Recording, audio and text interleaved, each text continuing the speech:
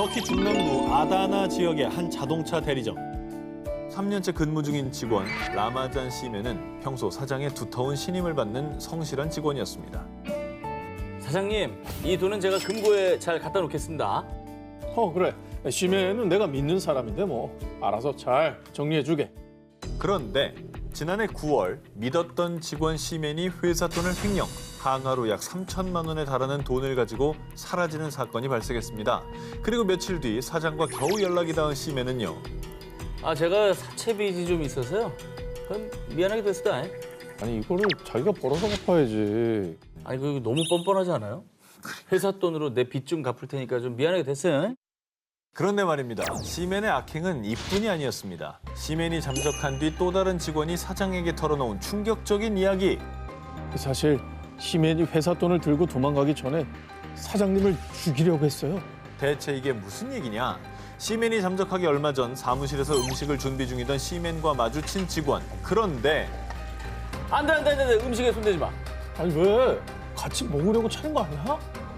사실 그 술에 이걸 섞어놨단 말이야. 사장님 먹일 거야.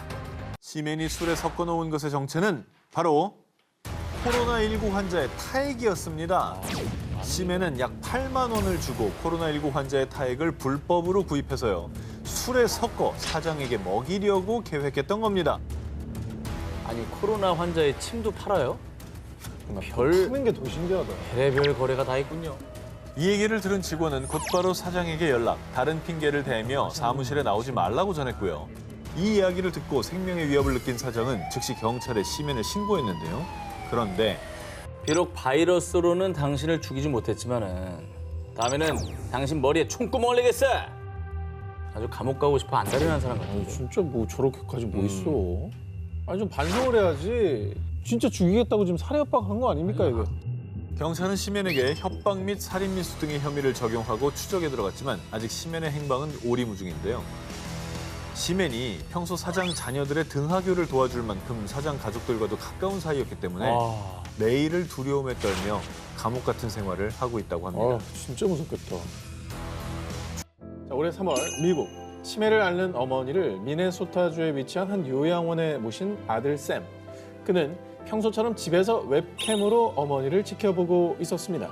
그런데 이봐! 당신 지금 뭐 하는 거야? 당장 우리 엄마한테서 떨어져!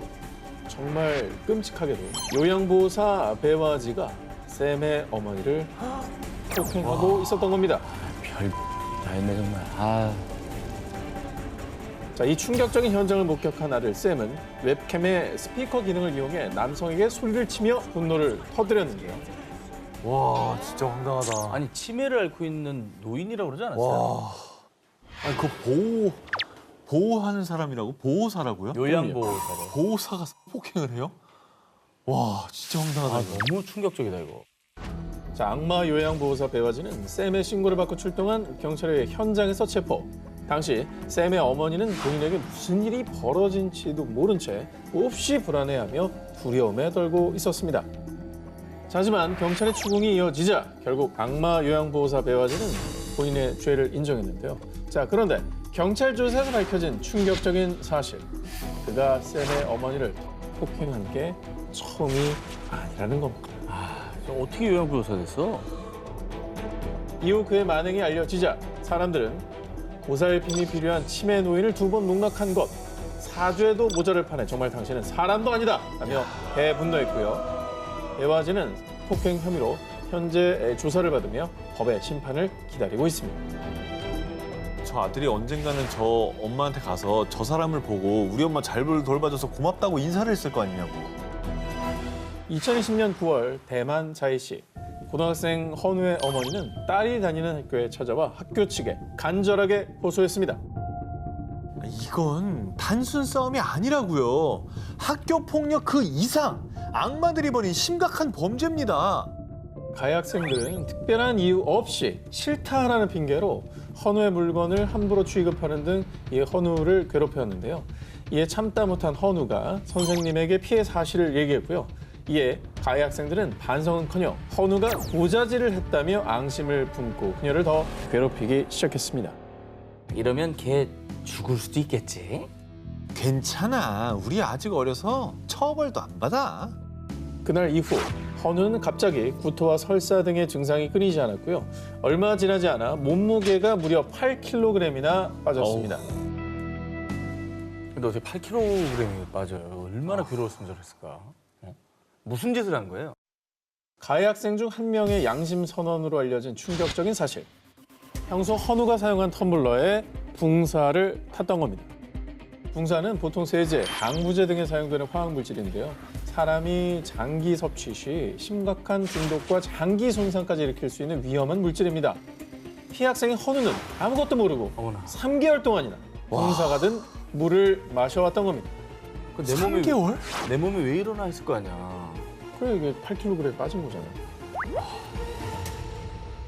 더 소름 돋는 사실은요. 이 일을 벌인 가해 학생들은 우리 곧 장례식 갈 수 있겠는데 한 달이면 죽겠어. 자신들이 법적 처벌을 받지 않는 나이임을 알고 더 과감하게 이런 끔찍한 짓을 벌였다고 합니다. 하지만 알려진 바에 의하면 이 가해자들은 헌우를 괴롭힌 벌로요. 고작 다른 학교로 전학 가는 것에 그쳤다고 합니다. 퇴학만 시켜도 분노할 판에 지금 전학을 시켰다고? 아구. 어리다는 무기를 이용해 아무 죄책감 없이 친구를 죽이려 한 파렴치한 범죄자들. 언젠가는 본인의 행동에 책임져야 할 날이 올 겁니다. 2009년 8월 26일 새벽 2시경 필리핀 마닐라 톤도 지역의 콜레지도르 거리를 걷던 28세 남성 레오 산토스가 갑자기 4명의 남성들에게 폭행을 당한 걸로 보자 심지어 흉기에 찔린 뒤 쓰러졌는데요.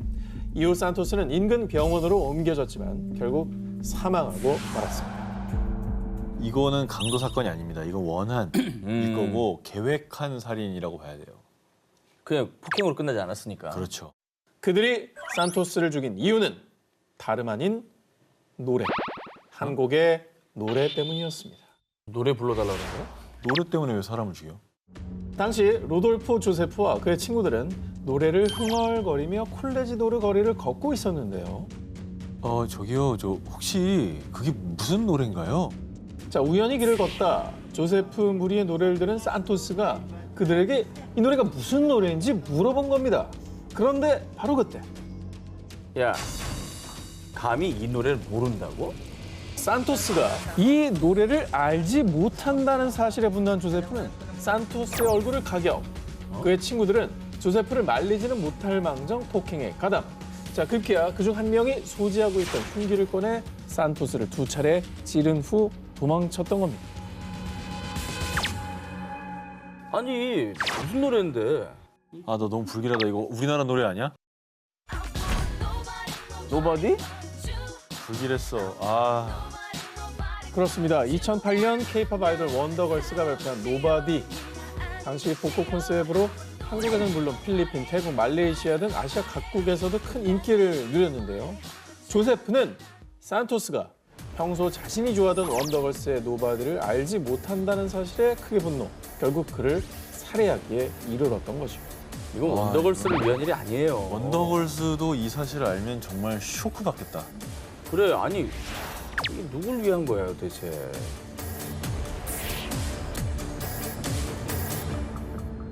지난해 12월 일본 사태의 심각성을 감안해 계약을 해지하겠습니다. 한 인기 배우가 갑자기 소속사로부터 계약 해지 통보를 받았는데요. 그에게 5년 동안 만난 여자친구가 있다는 사실이 보도되자 팬들 사이에서 큰 논란이 일었는데요.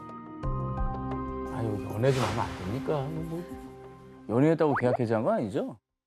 물론 그 이미지가 연애를 못하는 이미지였으니까 배신감이 느껴졌을 것 같긴 한데 계약 해지는 아니지. 그게 계약 해지까지 할 일인가 싶긴 하고요. 팬들은 일방적으로 계약을 해지한 소속사에게 분노를 터뜨리지 않았고요. 오히려 다신 TV에서 안 봤으면 좋겠습니다. 그를 좋아했던 제가 부끄럽습니다. 라며 오자바 렌을 향해 비난을 퍼부었습니다. 아, 일방적으로 해지를 당했으면 배우가 억울한 거 아니에요? 그럼 배우를 응원해줘야지 왜 저렇게 얘기를 하지?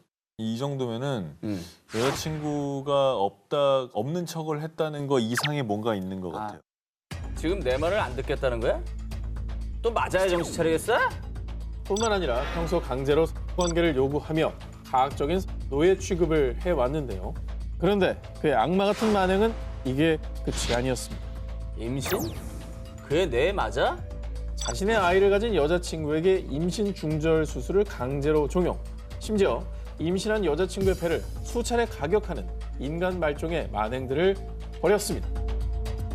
계약 해지네, 계약 해지. 계약 해지가 아니라 저건 고소당해야지. 네, 계약 해지고 감옥 가야죠. 강제로 아이를 잃게 된 여자친구는 스스로 목숨까지 끊으려 했고요. 친구에 의해 간신히 목숨을 구한 그녀는 결국 오자와 렌의 만행을 언론에 제보. 그렇게 그의 악마 같은 진짜 얼굴이 세상에 드러나게 되지만요. 그런데 때린 건 맞지만 배는 때리지 않았다고요? SNS를 통해 자신의 만행을 일부분만 인정하는 뻔뻔한 태도를 보였고요. 결국 팬들의 외면은 물론 연예계에서 퇴출되기에 이르렀습니다. 아니요, 팬들의 사랑을 먹고 사는 공인이 아무리 안 보이는 공간이라도 어떻게 저런 짓을 하고 한 여자의 인생을 저렇게 짓밟습니까? 2018년 9월 인도 비하르주 파트나 지역.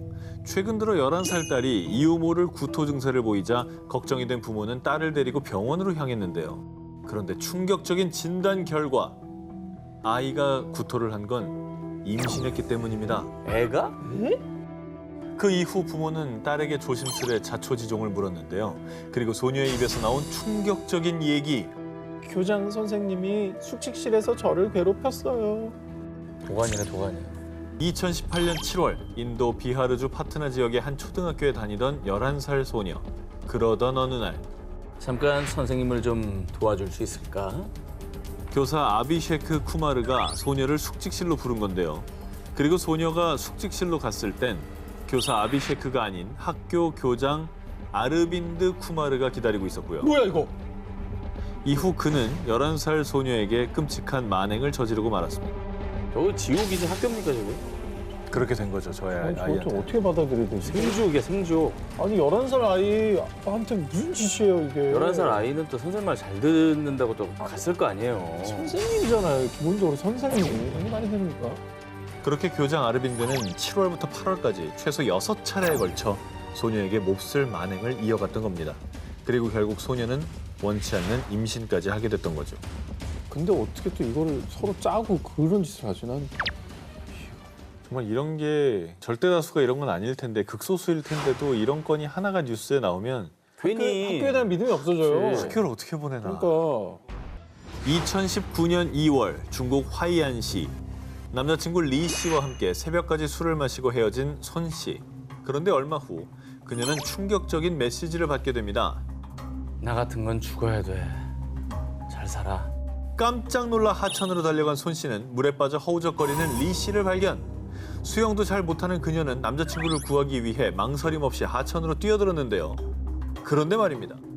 물에서 무사히 나온 건 죽겠다고 물에 뛰어들었던 리 씨 혼자였습니다. 응? 리 씨를 구하려던 여자친구 손 씨는 안타깝게도 물살에 휩쓸려 사망하고 말았는데요. 아우, 어떡해.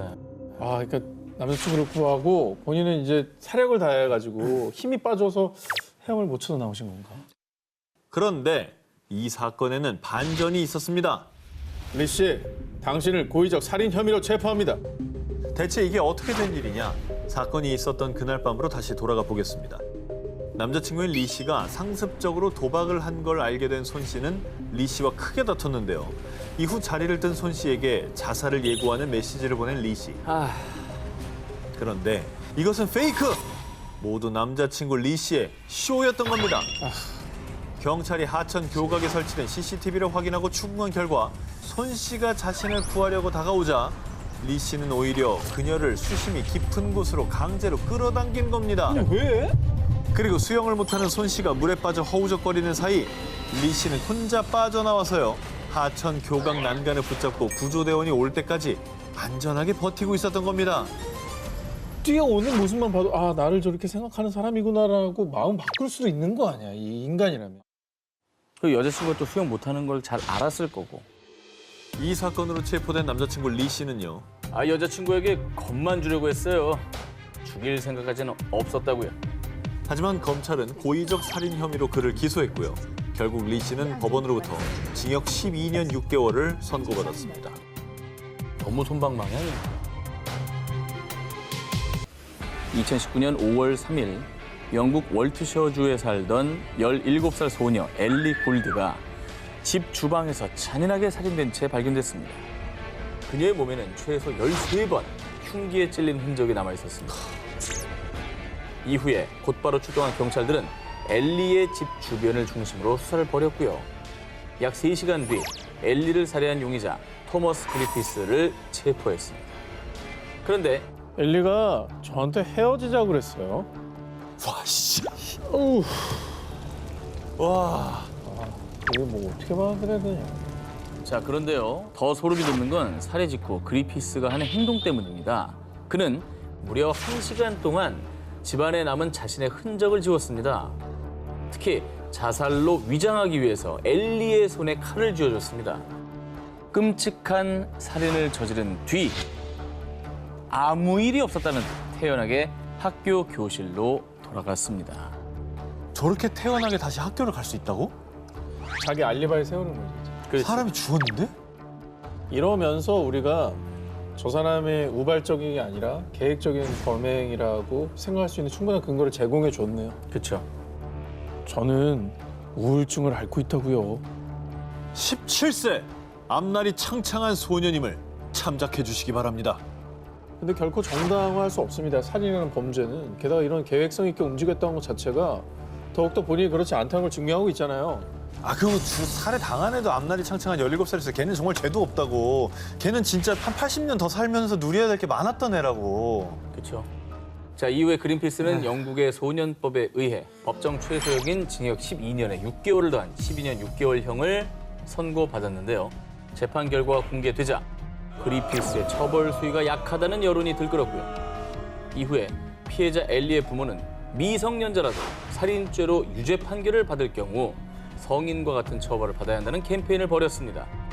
그리고 지난 3월 강화된 소년법, 일명 엘리법으로 개정될 예정이라는 소식이 전해졌습니다.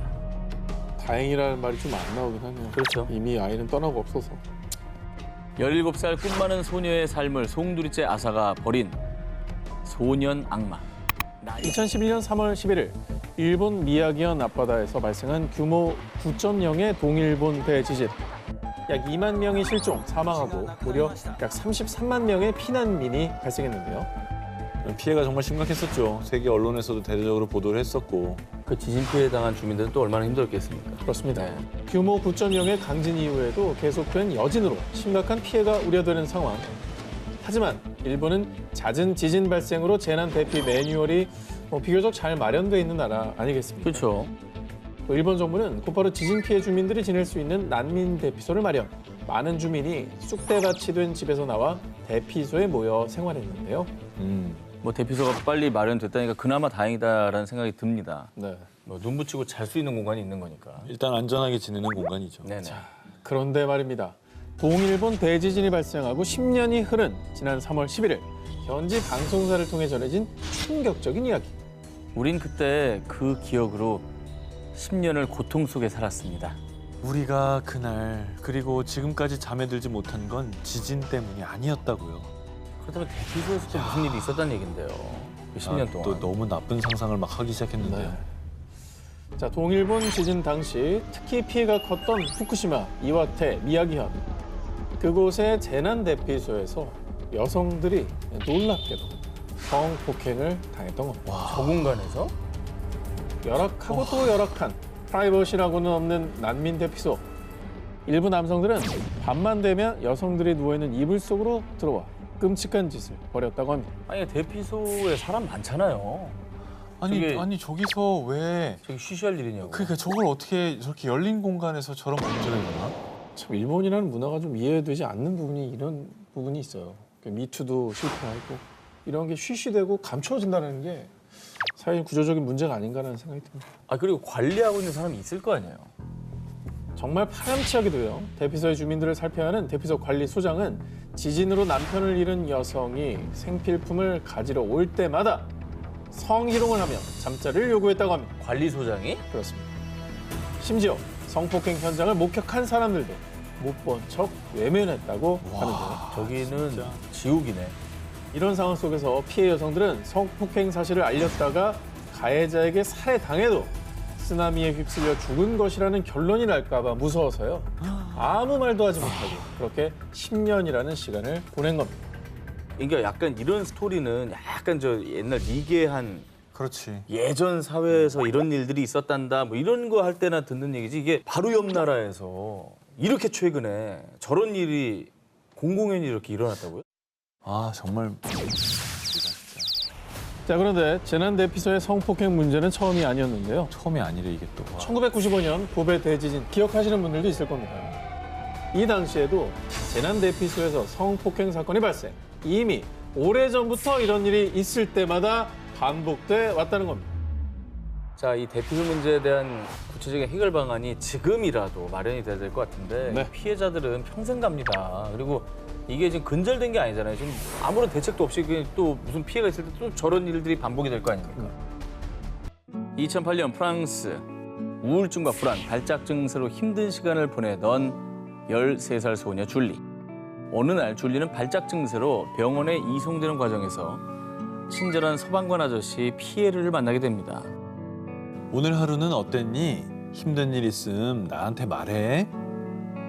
줄리, 너한테 내가 있잖아. 아무 걱정 마. 줄리에게 자주 연락해서 안부를 물으며 그녀를 살뜰히 보살폈습니다. 여기까지만 하면 안 돼요? 그런데 나오면 안 됩니다. 와. 그런데 에이, 진짜. 끝까지 친절한 키다리 아저씨로 남았으면 좋았겠지만요. 이 상냥한 소방관 피에르는 곧 악마로 돌변했습니다. 줄리, 널 이해할 수 있는 사람은 오직 나뿐이야. 그러니 이 아저씨가 시키는 대로 해야지.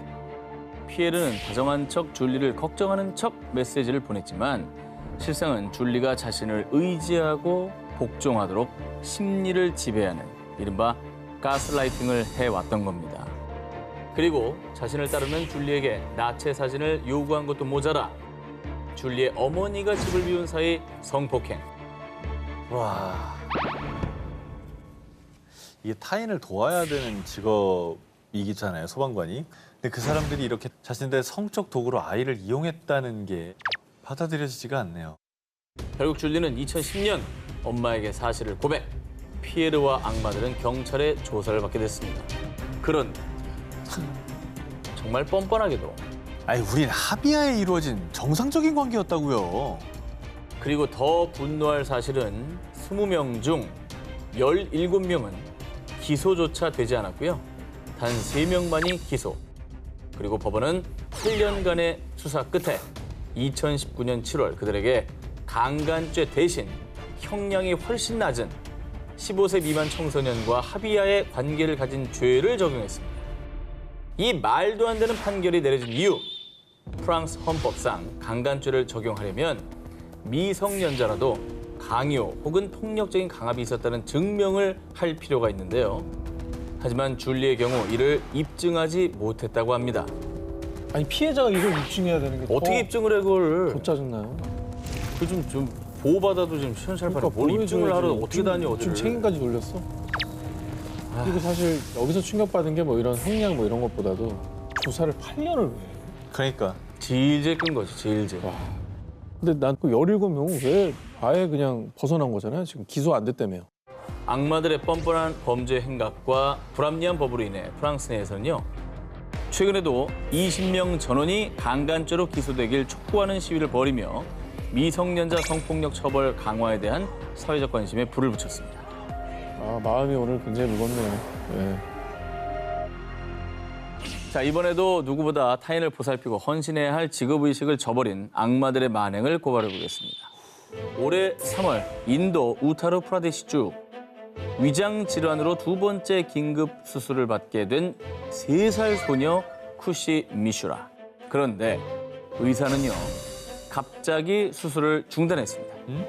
아니, 긴급한 상황이라 손 놓으면 안 되는 거 아니에요? 그렇죠. 아니면 이미 늦어. 이미 늦은 것이냐. 이게 저희 전 재산이에요. 어떻게든 모자란 수술비를 마련할 테니 제발 시간을 좀 주세요.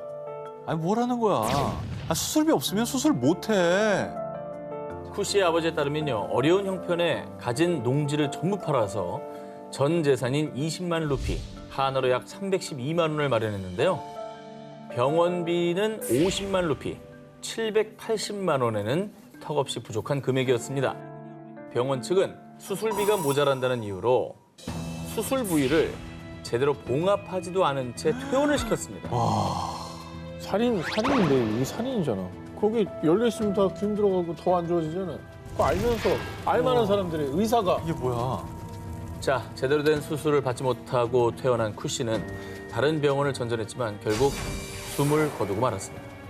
그리고 당시 코에 의료 호스를 꽂은 채 병원에서 쫓겨난 쿠 씨의 모습이 담긴 사진이 SNS에 공개되자 사람들은 대분노. 그리고 언론에서도 소녀의 죽음과 비인간적인 병원의 실태라고 대대적으로 보도하며 논란이 일었는데요. 한편 논란이 지속되자 주정부에선 조사에 나섰고요. 국가아동권리보호위원회에서도 처벌을 촉구. 하지만 병원 측은 사실 무근이라며 자신들의 잘못을 인정하지 않고 있습니다. 뭔 사실 무근이야. 아니 저 아이가 마취해서 깨서 얼마나 아팠겠어요. 그 고통 속에 죽어가는 모습 부모는 또 다 봤을 거 아닙니까? 아 진짜 눈물 나네. 눈에 담긴 아이의 모습은 저런 모습이었을 거 아닙니까? 아 꺼져가는 생명이 당신에게는 그저 한낱 돈으로밖에 안 보였나요? 지난 3월 미국 캘리포니아주 중부 법원에서 40대 남성 알리 엘메젠에게 징역 212년이 선고됐습니다. 212년이요? 네. 이 정도면은 뭐 흉악범? 흉악범. 연쇄살인범 뭐 이런 거 아니에요? 사건의 발단은 2015년으로 거슬러 올라갑니다. 스라에 세 아이를 둔 아빠 엘메제는 막내를 캠프에 보내고 당시 8살, 13살이었던 아들 2명과 아내와 함께 차를 타고 이동 중이었습니다. 그런데 여보 우리 아이들 좀 살려줘요. 엘메젠 가족이 탑승한 차가 바다에 빠지는 사고가 발생. 당시 엘메젠과 아내는 가까스로 목숨을 건졌지만요. 카시트에 묶여있던 두 아들은 안타깝게도 사망하고 말았습니다. 그런데 알고 보니 이것은 아빠 엘메젠의 계획적인 자작극. 엘메젠이 일부러 사고를 일으켜 이 자폐증을 앓고 있던 두 아들을 살해한 것입니다. 엘메젠이 이토록 끔찍한 짓을 벌인 이유, 바로 보험금 때문이었습니다. 경찰 수사 결과 밝혀진 놀라운 사실. 아빠 엘메젠은 2012년 7월부터 불과 8개월 사이에 가족들 명의로 8개의 생명보험에 가입, 연소득의 5분의 1을 생명보험료로 내고 있었던 겁니다. 누가 봐도 이건 보험을 가입해서 타내기 위해서 그렇죠. 계획 범죄를 저지른 겁니다. 그럼 와이프는 이거 동참한 거예요? 아내는 남편 엘메젠의 끔찍한 계획을 일체 몰랐습니다. 사실 엘메젠은 사고 당일 아내도 아이들과 함께 죽을 것이라 예상했는데요. 계획과 달리 아내가 생존하자 이번에 또 다른 범죄를 계획했습니다. 엘메젠은 보험금을 독식하기 위해 아내의 신분을 도용하고 아내 명의의 수표는 자신의 개인 계좌로 이체, 보험금 26만 달러, 한화 약 3억 원을 가로챘습니다.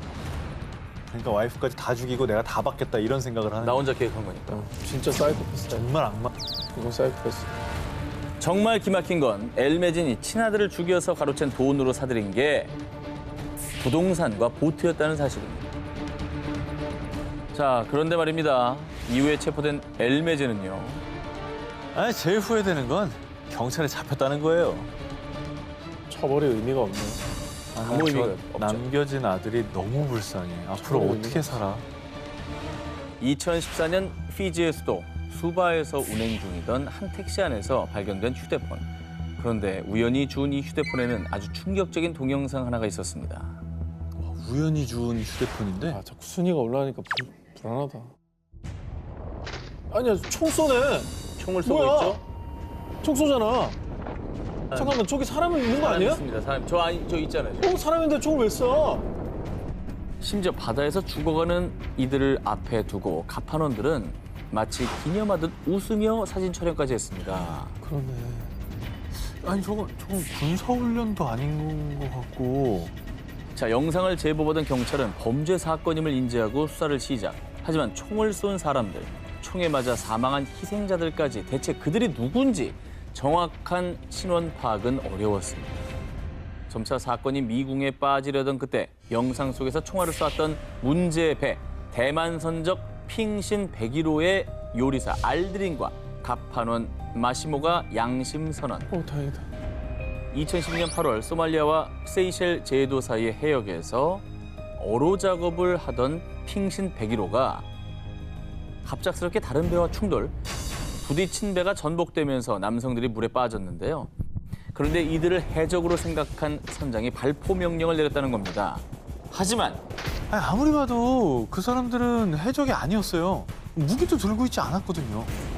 알드린과 마시모의 눈에는 아무런 무기를 들고 있지 않았던 그들이 해적으로 보이지 않았다고 합니다. 심지어 한 남자는 투항하겠다는 듯 두 손을 들어 올렸음에도 불구하고요. 사격을 멈추지 않았다고 합니다. 그 민간인 가능성이 높은 거 아니야 지금 보면. 아, 이 어선인데 민간 어선인데 총을 들고 있다. 그 자체가 불법이죠. 그 자체가 불법이죠. 민간 어선이 왜 총을 갖고 있습니까? 대만 검찰은 관련자 진술과 수사를 토대로 용의자를 색출. 2017년 중국인 출신의 선장 왕펑위와 선원 2명을 각각 총살을 지시하고 이행한 혐의로 지명 수배했습니다. 선장 왕펑위는 2020년 8월 체포. 살인 및 총기 소지 혐의를 적용받은 그는 결국 26년 징역형을 선고받았습니다.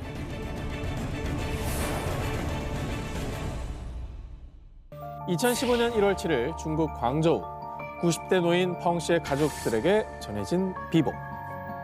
아버님이 세상을 떠나셨어요. 얼른 오세요.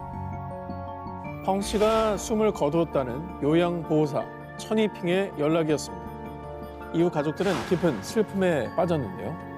그런데 전날까지만 해도 식욕도 좋고 건강했던 이 펑 씨가 갑작스레 세상을 떠나자 유가족들은 어딘가 미심쩍은 생각이 들었고요. 게다가 저희 어머님도 그 사람이 맞고 얼마 안 돼 돌아가셨어요. 장례식장을 찾은 친척의 결정적 증언으로 가족들은 해당 사건을 공안에 신고. 이후 펑 씨의 사망 직후 사라진 한 사람을 긴급히 체포했습니다. 그러면 이제 자연사는 일단 아니란 얘기고 살인 사건이었다는 얘기네요. 그렇습니다. 펑 씨 살인 사건의 용의자는 펑 씨 사망 하루 전부터 펑 씨를 돌보던 요양보호사 천이핑이었습니다. 그리고 체포 직후 그녀가 털어놓은 충격적인 진술. 하루라도 더 빨리 월급을 받으려고 내가 그 노인네 죽였어요. 그 월급을 빨리 받으려고 노인을 죽여요? 사람을 죽여? 공안 조사 결과 천이핑은 전문 자격증도 없던 가짜 요양보호사였습니다. 그녀가 서명한 계약서에는 근무 한 달을 다 채우지 않더라도 한 달치 임금 전액을 보장받는다라는 내용이 명시되어 있었던 겁니다. 일 들어가려고 죽인 거예요? 그렇습니다. 천이핑은요, 하루라도 빨리 월급을 받기 위해서 펑 씨를 맡은 지 겨우 17시간 만에 목을 졸라 살해. 그러고는 뻔뻔하게 가족들에게 사망 소식을 전한 뒤 월급을 챙겨 유유히 사라졌던 겁니다. 환자를 맞자마자 그러면 몇 시에 죽이지? 이 생각을 하고 있었던 그렇죠. 얘기죠. 한 달 안 채워도 받을 또 받으니까. 근데 아까 이 사람이 맡았던 다른 어르신도 돌아가셨다 그랬잖아요. 그렇습니다. 가짜 요양보호사 천이핑이 펑 씨를 맡기 전 펑 씨의 친척 노인 2분을 담당했었는데요. 그들 역시 천이핑이 맡은 지 불과 하루 이틀 사이에 사망했었던 겁니다. 그런데 당시에는 살인 사건이 아닌 노인들의 단순 급사로 마무리됐었던 거죠. 자, 그리고 더 충격적인 건요. 그녀가 노인을 살해한 뒤 받은 월급은 3,000위안, 한화로 약 50만 원 정도였다는 겁니다. 고작 50만 원 때문에 한 사람의 소중한 목숨을 빼앗은 거네요. 그리고 지난해 법원은 고의살인죄로 천이핑에게 사형을 선고. 지난 1월 30일 사형이 집행됐습니다. 베르트해 연안에 위치한 러시아 칼리닝그라드의 한 경찰서로 들어온 다급한 신고 전화. 제가 성폭행을 당했어요. 그 남자 차 번호가요. 이후 정말 다행히도 곧바로 성폭행 용의자 예프렘 이즈마일로프가 체포됐는데요. 그런데 말입니다. 체포 직후 예프렘의 충격적인 정체가 밝혀졌습니다. 뭔데요 또 정체가? 불안해. 또 뭐길래. 성폭행범 예프렘의 실체. 그는 경찰이었습니다. 2005년부터 2014년까지 경찰로 재직한 예프렘은 밤길을 홀로 걷던 여성에게 접근. 경찰입니다. 밤길이 늦었으니 제가 집까지 바래다 드리죠. 그런 사람 잡아야지. 니들이 그럴 때가 아니지. 여성분은 얼마나 마음을 놨겠냐고. 경찰 신분증을 보여주며 경계심을 풀게 한 뒤 여성들을 자신의 차에 태웠고요. 이후 인적이 드문 곳으로 차를 몰고 가 성폭행해왔던 겁니다. 네 정말. 아, 이 제정신으로 방송할 수가 없어. 예프렘이 여성들을 성폭행한 뒤에 남긴 끔찍한 말. 사실 나 HIV 감염자야. 근데 나 경찰인 거 알지? 너 어떻게 하는 거 일도 아니니까 입 조심해. 그는 2001년 인체 면역 결핍 바이러스 HIV 감염 진단을 받았던 건데요. 그 뒤 경찰 신분을 악용해 범죄를 저질렀고 경찰에 신고하지 못하도록 협박까지 일삼은 겁니다. 아니 근데 어쨌든 뭐 본인이 감염된 사실을 알면서 일부러 이런 짓을 벌인 겁니까? 아니 그러면 계속해서 치료를 받으면서 조심해야지. 그거를 범죄에 악용한다는 게 말이 됩니까? 그리고 경찰에 따르면 신고자를 포함해 무려 11명의 피해자가 있다고 밝혀졌고요. 정말 안타깝게도 이들 중에 9명이 HIV에 감염된 것으로 전해졌습니다. 이후 이 사건은 러시아의 악마 경찰로 보도. 전 세계 수많은 사람들이 경찰이, 아니 인간이 어떻게 저럴 수가 있나 라며 대분노를 했습니다. 경찰을 뭐 떠나서 인간이 어떻게 저럴 수가 있나? 2019년 4월 중국 허난성에 위치한 한 사립 유치원. 평소처럼 간식으로 제공된 죽을 먹은 아이들. 그런데 아이들이 갑자기 배가 아프다며 구토와 실신을 하더니 무려 20여 명의 아이들이 병원에 실려갔는데요. 아 불안해. 먹을 거 가지고 좀 그러지 좀 마 좀. 이게 오늘 주제만 아니면 뭐 재료가 상해서 식중독인가? 뭐 이런 생각을 할 텐데. 그 정도면 뭐 여기까지 올라오지도 않았겠죠. 공안의 조사 결과 아이들이 먹은 팥죽에서 화합물인 아질산 나트륨이 검출됐는데요. 이게 뭐예요? 아질산나트륨. 육가공 제품의 붉은색을 내기 위해 소량으로 사용되지만 만약 과다하게 섭취할 경우 특히나 어린아이들은 사망에까지 이를 수 있는 독성 물질입니다. 그런데 말입니다. 정말 이상하게도 유치원에 다니는 총 50명의 아이들 모두 똑같은 죽을 먹었는데 교사 원페이가 담당하는 아이들만 이상 증세를 보인 겁니다. 그래서 공안에선 교사 원페이를 범인으로 의심했죠. 그런데 진짜 범인은 따로 있었습니다. 이봐요 왕윤 씨. 아니 왜 아이들이 먹는 죽에 독극물을 넣는 겁니까? 이게 다 원페이 때문이라고요. 아이들이 먹은 죽에 독극물을 넣은 범인은 원페이의 동료 교사 왕윤. 그런데 그녀가 범행을 저지른 이유는 정말로 어처구니 없게도 동료 교사 원페이에게 복수를 하기 위해서였습니다. 무슨 나갔네. 말이야 뭐야 이게 정말. 애들이 무슨 죄야. 공안 조사에 따르면 평소 두 사람은 교육 방식을 두고 말다툼이 잦았다고 합니다. 그러다 원장에게 주의를 받자 동료 원페이 때문이라고 여겨서 앙심을 품게 된 거죠. 그래서 복수심에 눈이 먼 교사 왕윤은 독성 물질인 아질산 나트륨을 구입한 뒤 원페이의 반 아이들의 죽에 넣었던 겁니다. 원페이가 준 죽을 먹은 아이들만 탈이 나게 되면 원페이가 범인으로 몰릴 수 있을 거다라고 생각했던 거죠. 아 저건 무슨 뭐야 저게 도대체. 왕윤의 만행으로 아이들은 위세척을 받고 고통스러운 시간을 보내야 했고요. 그리고 정말 안타깝게도 한 아이는 영원히 눈을 뜨지 못하는 비극을 맞게 됐는데요. 야 진짜 미치겠다 정말. 야 그 학부모는 어떻게 해요? 그런데 정말 끝까지 교사 왕윤은 이 끔찍한 일을 벌이고 재판을 받는 와중에도 난 그때 애들 따윈 중요하지 않았어요. 원페이에게 복수를 해야 했다고요. 아이들의 목숨은 안중에도 없었다라는 거를 본인이 인정하고 있잖아요. 나중에라도 후회라도 했으면 모르겠는데 이게 사람 맞습니까? 복수심 때문에 아이들의 목숨을 이용한 그리고 빼앗았던 교사. 당신 같은 사람이 교사, 아니 사람으로서의 자격이 과연 있을까요?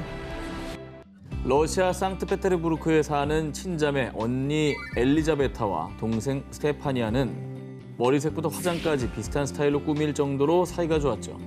그런데 2016년 2월 동생 스테파니아의 남자친구 집에서 셋이 함께 파티를 하던 중 그만 동생이 흉기에 수백 차례 찔려 사망하는 사건이 발생했습니다. 이건 무슨 약간 원한이 있지 않으면 사실 수백 차례나. 너무 끔찍한데요. 당시 경찰은 현장에서 범인을 검거했습니다. 왜 그런 일을 신원인 그녀가 동생을 그토록 잔인하게 살해한 이유는 모두 질투심 때문이었습니다. 동생의 머리색, 화장법을 모두 따라해 왔다고 합니다. 그냥 우애가 좋아서 따라한 게 아니고 카피하려고 했죠. 그렇죠. 그런데 동생이 모델 활동으로 사람들에게 인기를 끌고 주목을 받자 언니의 마음속에 오랫동안 도사리고 있던 검은 질투심이 동생을 덮쳐버린 겁니다. 뭐야. 참혹한 사건이 일어난 그날 동생 남자친구가 잠시 자리를 비운 사이 질투심에 눈이 먼 언니는 동생을 잔혹하게 살해했고요. 특히 그토록 시기하고 부러워했던 동생의 얼굴을 형태를 알아볼 수 없을 정도로 심하게 훼손하는 잔인함까지 보였습니다. 자, 그런데 말입니다. 언니는 반성은커녕 정말 뻔뻔하고 영악하게도 제가 동생을 죽였다고요? 제정신이 아니었나 봐요. 저는 정신치료가 필요한 환자라고요. 난 저런 식으로 빠져나가는 게 너무 짜증나요. 그러니까 다들 무심신이 미약하대. 가명을 목적으로 자신이 정신질환을 앓고 있다고 주장을 한 것이죠. 하지만 의료진의 소견에서 재판을 받을 수 있을 정도로 건강하다고 판단했고요. 결국 2019년 언니 엘리자베타는 살인 혐의로 징역 13년을 선고받았다고 합니다. 13이 너무 짧다고 생각합니다. 그 와중에도 지금 동생한테 미안하다 소리 한 번도 안 한 거 아니에요? 그렇죠.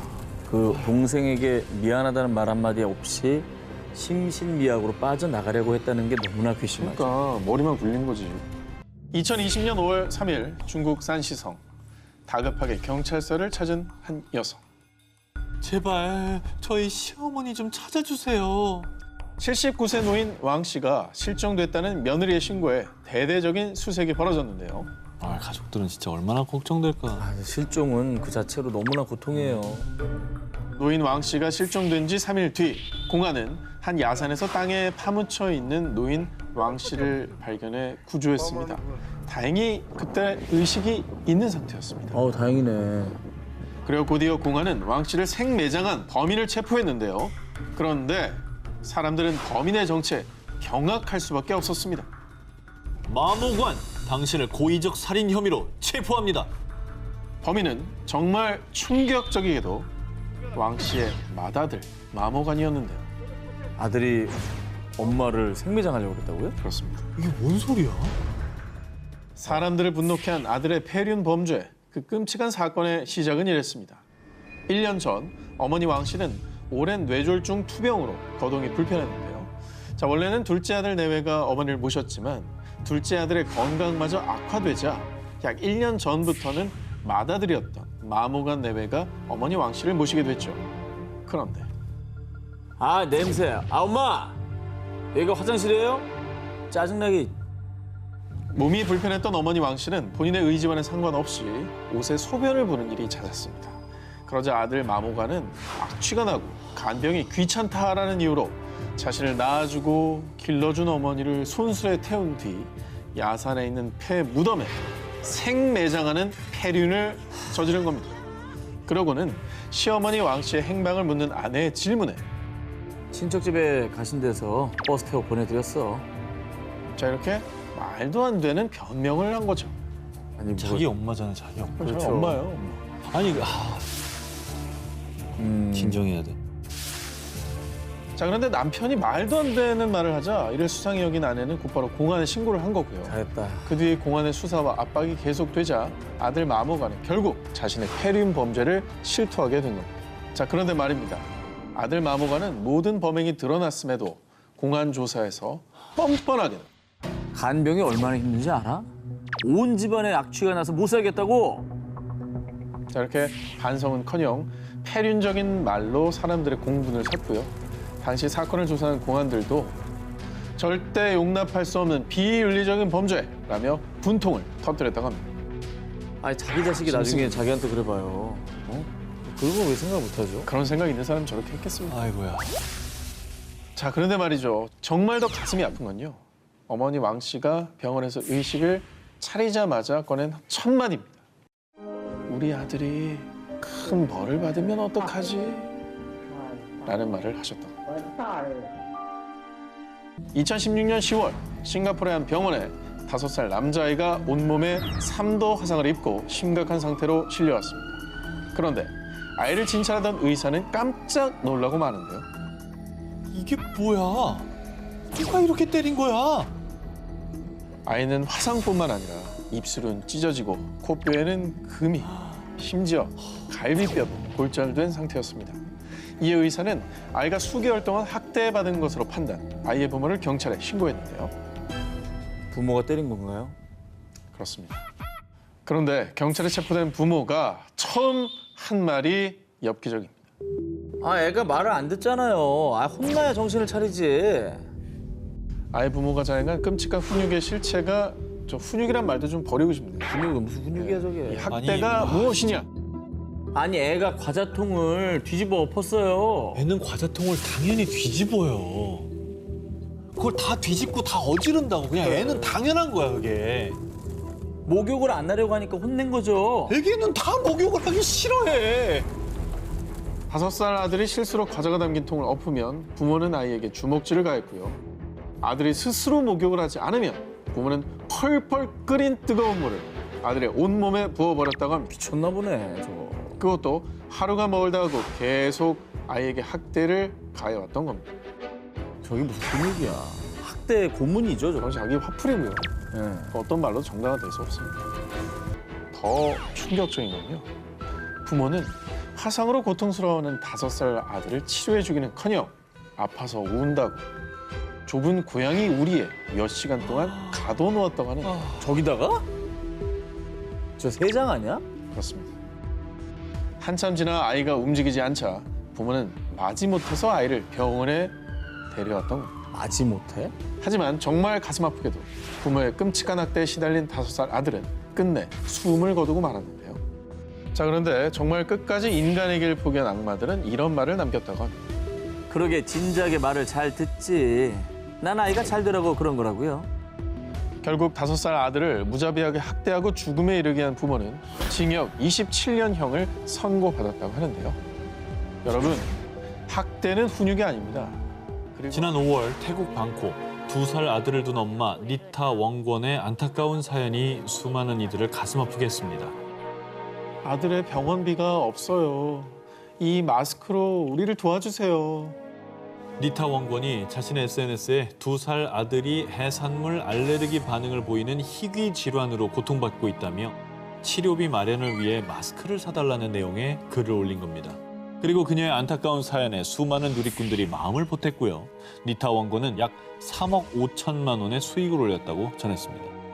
그런데 며칠 뒤 아이가 치료를 잘 받았다는 반가운 소식 대신 들려온 끔찍한 소식. 안 돼.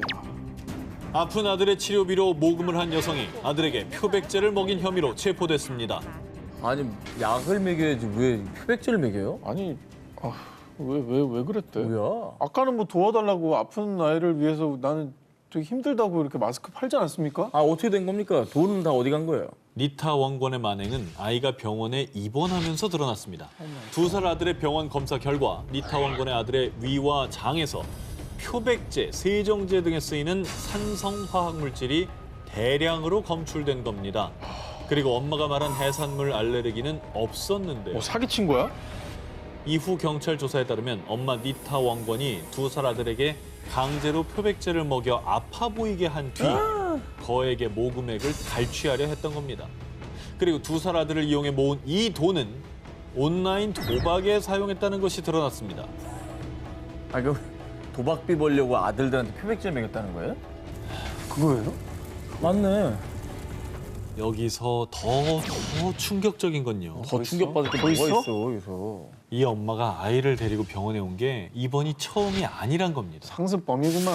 2018년 리타 웡권은 자신이 입양한 4살 딸이 희귀 질환에 앓고 있다면서요.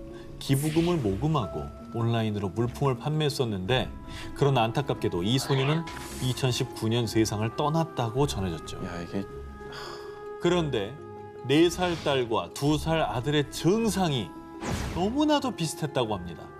이 가슴 아픈 사건이 전해진 뒤 일명 표백제 엄마로 불리게 된 리타 웡권은요. 현재 아동학대, 살인미수, 사기 등의 혐의로 조사를 받고 있는 것으로 전해졌는데요. 부디 제대로 된 조사가 이루어져서 엄마가 아닌 범죄자 니타 원건의 죄가 명명백백히 밝혀지길 바랍니다. 2020년 6월 미국 테네시주 모 동물보호단체가 한 사육장을 찾았습니다. 그런데 아니 이런 곳에 가둬두다니. 얘 정말 제정신이야? 철장 안을 확인하고 놀란 사람들은 즉시 경찰에 신고하고 구조 활동을 했습니다. 뭐요? 또 이거 동물학대? 그러게 동물학대인가? 왜 당시 현장에는 50여 마리의 개를 비롯해 토끼, 닭, 고양이 등 많은 동물들이 철제 사육장 안에 갇혀 있었는데요.